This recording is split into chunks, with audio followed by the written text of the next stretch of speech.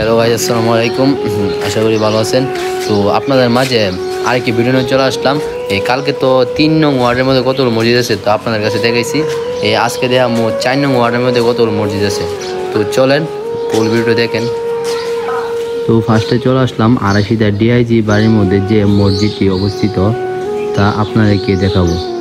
এই মসজিদটি অবস্থিত হয়েছে 2015। দেখেন এই মসজিদটিকে অনেকেই দেখে চিনতে পারবেন। এই মসজিদের পাশে রয়েছে একটি ওযুখানা। এই মসজিদটি বাহির দিয়ে যতটুকু সুন্দর না কেন ভিতর দিয়ে আরো বেশি সৌন্দর্য। যদিও গেটটি তালা ছিল, আপনাদেরকে দেখাতে পারলাম না। তো চলেন আরেকটি মসজিদে যাই। এই মসজিদটি 4 নং ওয়ার্ডের মধ্যেই অবস্থিত। 4 নং ওয়ার্ডের মধ্যে মনে হয় না বেশি একটি মসজিদ আছে।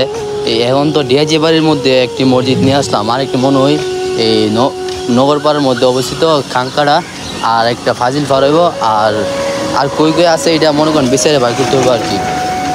তো চলেন আমরা মসজিদগুলো বাইর করি, আপনারা আমাদের পাশে থাকুন। সো হ্যালো গাইস, আমরা দেখতে না দেখতে চলে আসলাম আড়াইশিটার মধ্যে অন্যতম একটি মসজিদ। এই মসজিদটি হলো আড়াইশিটা খানকার রহমানিয়া দরবার শরীফ, যা স্থাপিত হয়েছে বাংলার 1375 আর ইংলিশে স্থাপিত হয়েছে 1989। এটা শুধু মসজিদ না, এখানে ইতিম বাচ্চাদেরকেও পড়ানো হয়। এটা মূলত ইতিমখানা বলে চিনতে পারবেন। নিচতলার মধ্যে মসজিদে নামাজ পড়ানো হয়, আর দোতলার মধ্যে ইতিম বাচ্চাদেরকে পড়ানো হয়।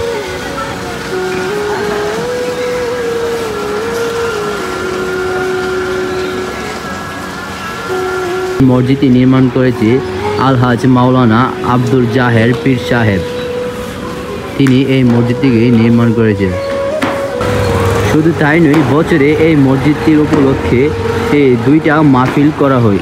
একটি হলো কাজ মাহফিল, আরেকটি হলো বড় মাহফিল।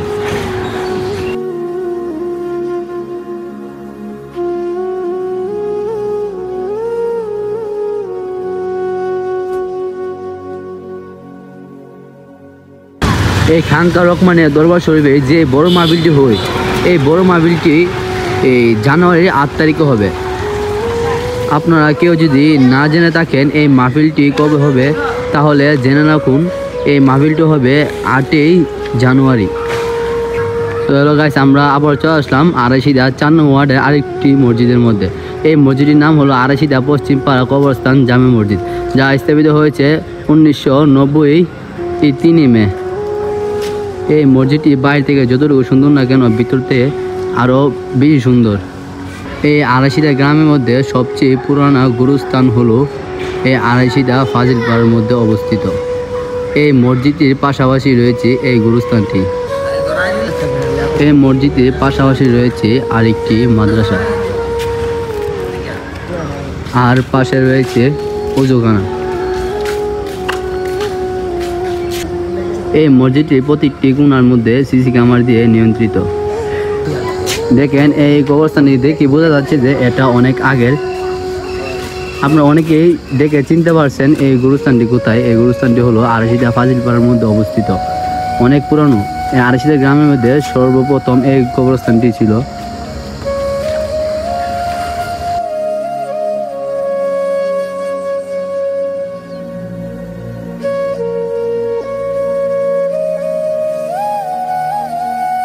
হ্যালো গাইস, দেখতে দেখতে আমরা 4 নং ওয়ার্ডের আরেকটি মসজিদের মধ্যে চলে আসলাম। এই অনেকক্ষণ খোঁজাখুঁজির পর এই মসজিদটিকে পাইলাম আমরা। এতক্ষণ যতগুলো মসজিদ ভিজে আসছি, এই একটা হয়েছে 5 নং, 6 নং, 7 নং। ইতিমধ্যে আমরা 4 নং ওয়ার্ডের একটা মসজিদ পাইছি।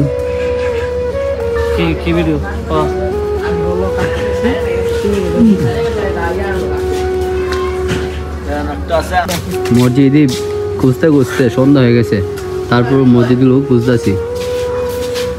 চলেন আরেকটি মসজিদের মধ্যে আমরা যাই।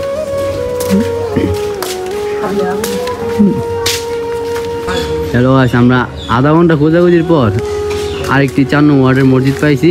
মনে হয় না আর 4 নং ওয়ার্ডের মসজিদ আছে, এটি মনে হয় রাষ্ট্র মসজিদ। এই মসজিদের নাম বাইতুন নাজাত শাহী জামে মসজিদ, যা স্থাপিত হয়েছে 1963 ঈসাই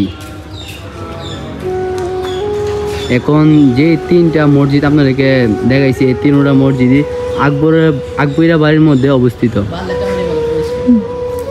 সো হ্যালো গাইস, 4 নং ওয়ার্ডের মধ্যে মনে হয় না আর মসজিদ আছে। আর যদি মিষ্টি করাতে আপনারা আমাদের কমেন্ট বক্সে বলবেন কোন মসজিদটা মিস হয়েছে।